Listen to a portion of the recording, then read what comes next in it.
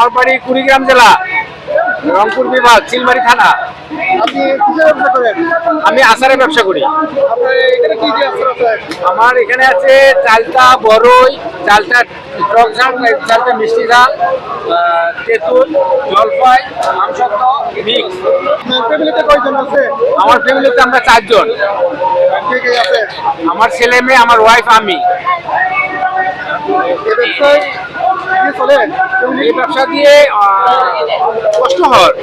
কষ্ট হয়? হ্যাঁ, 2 ছেলে লেখাপড়া করে তো। এটা সিজন কখন কখন? জি, এই সিজন কখন কখন? এই সিজনে মোটামুটি হয়ে আগের মতো ইনকাম হচ্ছে না আর কি। কেন হচ্ছে না?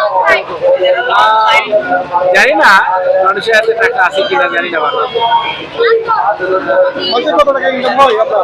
মাসে 25-30 হাজার টাকা হয় আর কি। এটা দিয়ে ফ্যামিলি চলে না? না, খরচ আছে যে।